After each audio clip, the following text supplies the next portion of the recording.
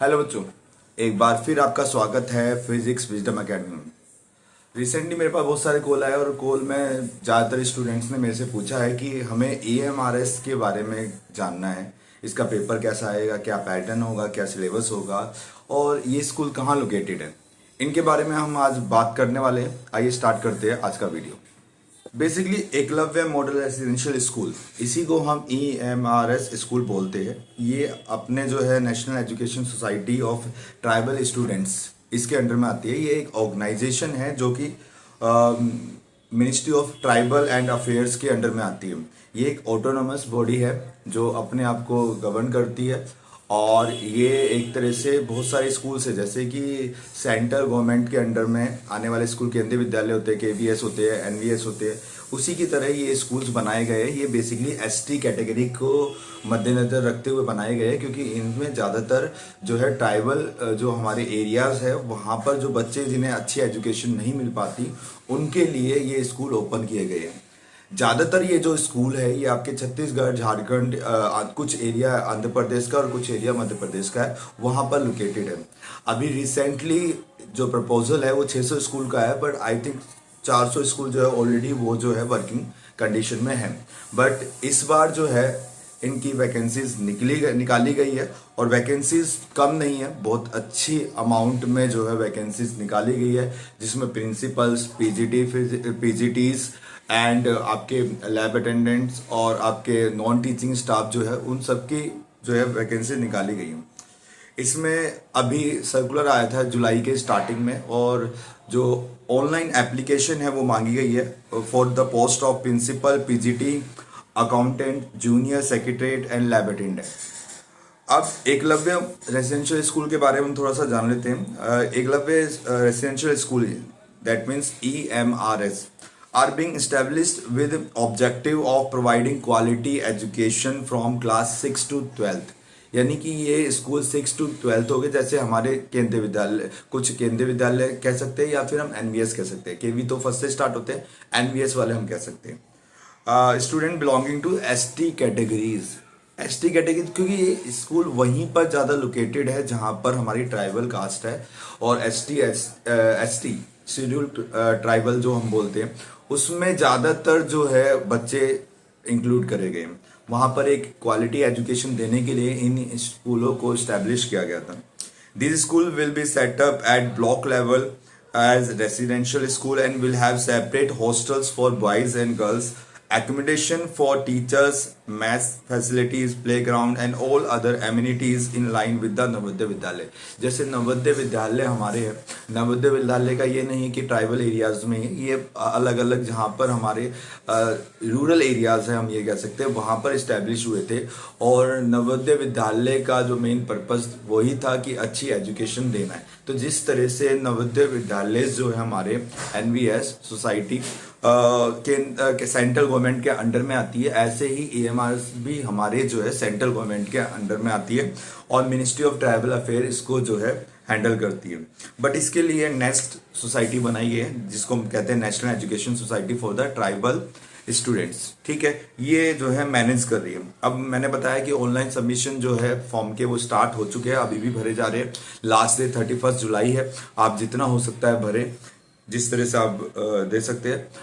Principal, अगर principal के post के लिए आपको अप्लाई करना है तो उसकी जो फीस है ऑनलाइन वो है 2000, PGT के लिए 1500, नॉन टीचिंग स्टाफ के लिए है 1000।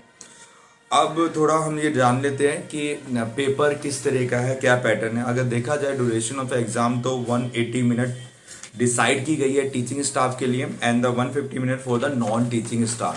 तो ये बेसिकली जो है टाइम ड्यूरेशन है। अगर वैकेंसीज की बात करें कि किस तरह से वैकेंसीज जो है इसमें अप्लाई की गई है, वो भी हम डिस्कस कर लेते हैं एक बार। वैकेंसीज प्रिंसिपल के लिए जो है वो 303 है, PGT के लिए 2266 है, अकाउंटेंट के लिए 361, JSA यानी जूनियर सेक्रेटरीट असिस्टेंट, इसके लिए 759 है, लैब अटेंडेंट के लिए 373 है। तो टोटल मिला के अगर देखी जाए तो 4062 वैकेंसीज है, यानी कि लगभग 4000 के करीब आपकी वैकेंसीज निकाली गई है मिनिस्ट्री ने।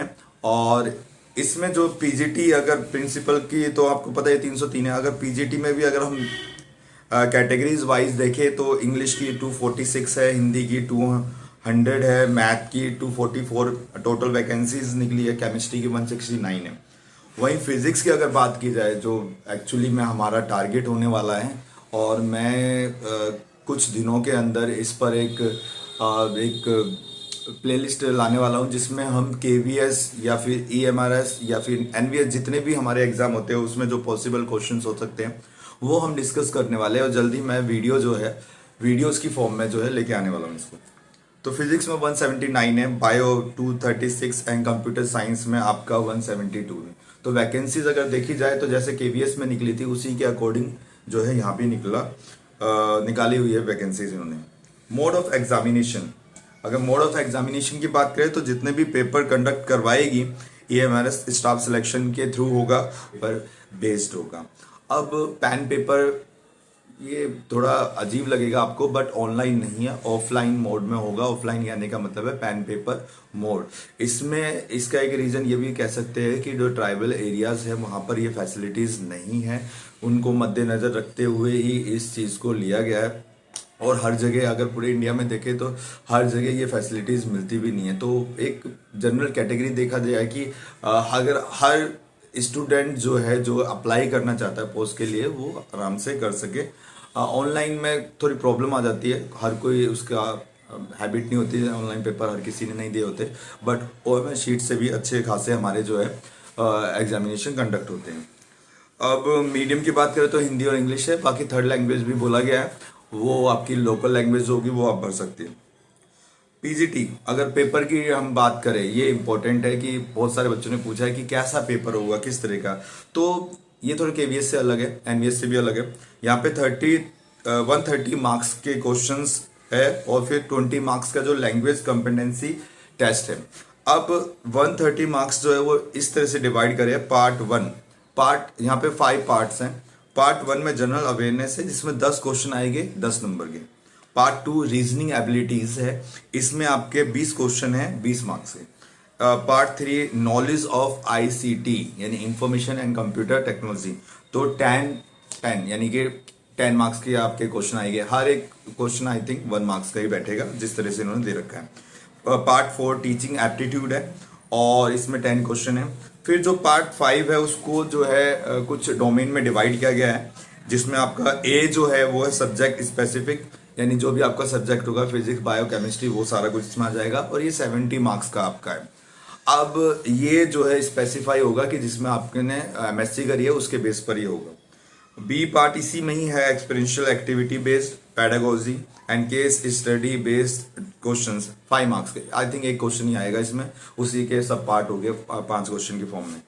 और एनईपी जैसा कि केवीएस में आया था recently, NEP national education policy 2020 के बेस पर ही जो है 5 क्वेश्चन यहाँ भी आएंगे। वही किसी पिटे क्वेश्चन है, याद कर लेना हो जाएगा। तो जो मेरिट तैयार होगी वो इन क्वेश्चन के इन सब के बेस पर होगी, यानी 130 जो क्वेश्चन है उनके बेस पर मेरिट तैयार होगी। बट यहाँ पर जो है पार्ट 6 दे रखा है जो कि है आपका लैंग्वेज कॉम्पिटेंसी टेस्ट। इसमें क्या है कि आपकी जनरल इंग्लिश और जनरल हिंदी जो है वो टेस्ट की जाएगी। जनरल इंग्लिश के आपके 10 क्वेश्चन, जनरल हिंदी के भी आपके 10 क्वेश्चन है और दोनों मिला के 20 मार्क्स के। अब इसमें एक चीज ध्यान रखना कि ये सिर्फ क्वालिफाइंग है, ठीक है ना, क्वालिफाइंग है, मतलब मेरिट में इसका कोई रोल नहीं है। और बोला गया है, स्पेसिफाई किया गया यहाँ पे, this part is qualifying in nature only with minimum 40% marks in each language, यानी 10 में से 4 क्वेश्चन ठीक होने चाहिए आपके। अब जब ये 10 में से 4 क्वेश्चन आपके ठीक हो गए दोनों पार्ट में, हिंदी और इंग्लिश में, तब आपका जो पहले वाला जो है part 1 part 2 part 3 part 4 part 5 वो कंसीडर किया जाएगा, उसकी मेरिट तैयार होगी। अगर आप इसमें क्वालिफाइंग नहीं होते तो आपका वो फिर देखा ही नहीं जाएगा। तो इसको आप इतना आसान मत समझना कि आप ये कर लोगे, इंग्लिश हिंदी को भी अच्छी तरह से प्रिपेयर करके जाना। आगे इसमें मार्किंग स्कीम है, जैसे मैंने बताया कि 1 mark shall be awarded to every correct answer and 0.25 shall be deducted for every incorrect answer, यानी कि यहाँ पर नेगेटिव जो है आपकी मार्किंग दी गई है। अब एक चीज, अब यहाँ पर एज भी बता रखी है कि नोट पीजीटी के लिए मैं डिस्कस कर रहा हूँ, तो पीजीटी की जो एज है वो 40 ईयर से ज्यादा नहीं होनी चाहिए। अगर उससे ज्यादा है तो आप एलिजिबल नहीं हो। नॉर्मल केवीएस में भी यही है और एनवीएस में शायद यही है। सो ये था आपका ईएमआर 2023 का जो आपका ब्रोचर आया था, जिसमें सारा कुछ बताया गया था किस तरह से वैकेंसीज में। अब जुलाई के एंड में ये जो है ऑनलाइन सबमिशन ऑफ हो जाएगा और आई थिंक 1 मंथ का तो टाइम दिया जाएगा और सितंबर के एंड में जाकर कहीं इसका जो है आपका पेपर आएगा।